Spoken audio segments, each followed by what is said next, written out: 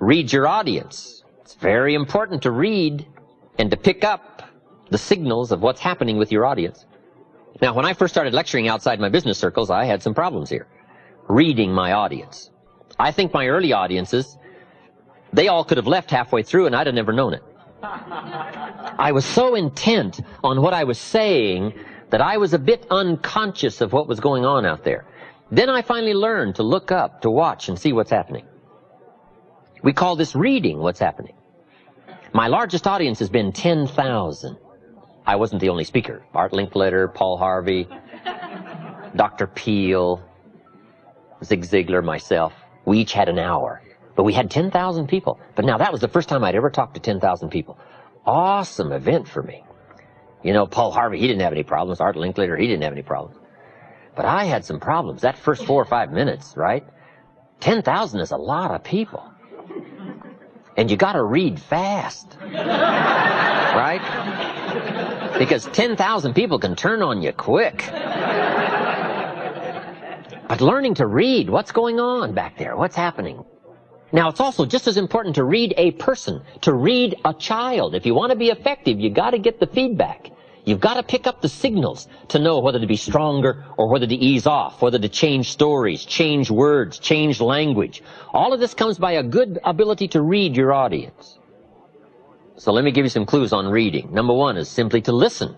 Part of reading is listening. You pick up a lot of clues as to what else to say, what all to say by being a good listener. From early times, I think we've learned to be a good speaker, you got to be a good listener.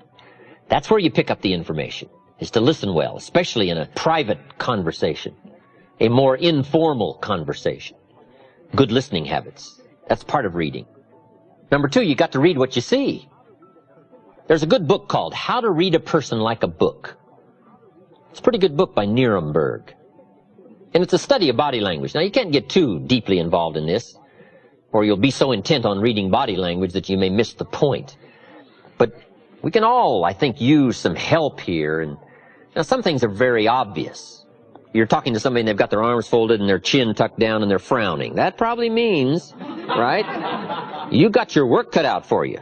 You got to reach deep into your bag of experiences and language, because this one isn't going to be easy. So some body language is fairly obvious. If you're talking to somebody and they're leaning toward the door, that probably means something, right? It means you're going to have to get with it. You're not going to have an audience long. So part of it is just being conscious, right? Body language, reading what you see. Now, kids are pretty easy to read because they don't even try to fake you out, right? You talk to kids and they're staring out the window. I mean, they don't mind showing their total unconcern. But now here's what's more challenging. In a polite society, sometimes body language can be deceiving. If somebody, while you're talking, looks at you and smiles, you got to make sure you don't misread that. Here's what we teach in leadership skills. Don't mistake courtesy for consent. In a polite society, we learn sometimes to be courteous, but that doesn't mean we buy the story. With somebody being polite, smiling and nodding, you got to make sure you don't misread that and stop short of the full persuasion. Don't mistake kindness for acceptance. In a polite society, we've learned to be kind, but that doesn't mean we've accepted. So part of this is a little more subtle in reading in a polite society, whether or not somebody is buying your argument, if they're being persuaded by your presentation.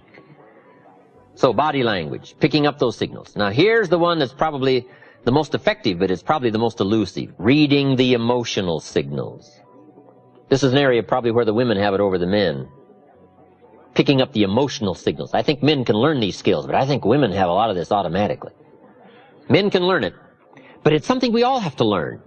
Emotional signals. Picking up the signals of whether to change your language, be sharper or to be softer, to go after a problem or to ease back and give it time to soak. Part of this is just picking up the feelings, picking up the emotions, being sensitive to the situation. This is not easy stuff. This is extra learning stuff, extra skills. But this is called summit learning, for those extra measures of rewards that come from communicating by learning these extra skills. So third, very important to read your audience. How are you coming across? What is the effect? From a child to an auditorium full of people. Reading. Here's the fourth step to good communication. Number one, have something good to say. Number two, say it well. Number three, read your audience. Number four, intensity. Here now starts the power of what we say. Part of the strength of what we say is the words we choose. The greater part of the strength of what we say is the emotions that are loaded into the words. Here's what has power unmatched: words loaded with emotion. There is no greater power. Words have an effect, but words loaded with emotion have an incredible effect. My words may reach you, but if I can't touch you with my spirit, if I can't touch you with my emotions, my feelings, my beliefs, then I probably haven't affected you very much. We might describe words like a little straight pin, right? Guy buys a shirt, it's got all these little pins in it, right? If I took one of those little straight pins and I threw it at you, and it hit you in the face or the hand, you'd probably feel it, this little straight pin. That means I got you with my words.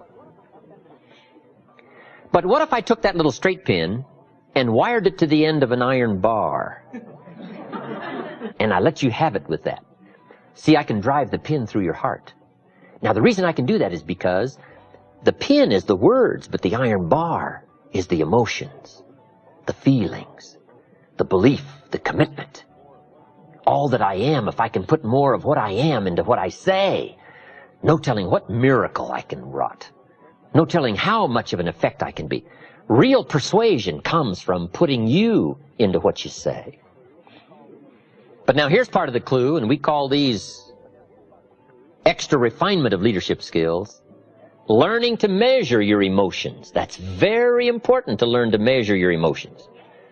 We teach, don't shoot a cannon at a rabbit. It's effective, but you got no more rabbit. It's called too much firepower for the occasion. You don't need an atomic explosion for a minor point. Enough, but not too much. We call this understanding how to measure the flow of your emotions to cover a point. Okay, but if it needs heavyweight stuff, you reach and get it. If it needs a milder approach, you learn how to measure it in milder, easier terms. But it's very important to measure your emotions, your feelings. Now, what do we mean by intensity and emotions? Here it is. All of your experiences and how they've affected you. That's the sum total of your emotional content. Where you've been and what you've heard and what you've seen and who you've met, and this whole panorama of life experiences for you up until now, and how you felt about all that. That we call the sum total of your emotions. Now, the key is to learn how to measure all that and put it in effective amounts into the words you choose. So here's the key to effective communications. Well-chosen words loaded with well-measured emotions. In the gift of a performance of an actor or an actress, the splendid performance comes from knowing with skill how to use language and how to use emotions. When the time calls for it, emotions kept close to the surface, put into well-chosen words, can make the most dramatic effect on somebody's mind and somebody's heart. You can't believe the extent of your reach if you will engage in some of these communication skills.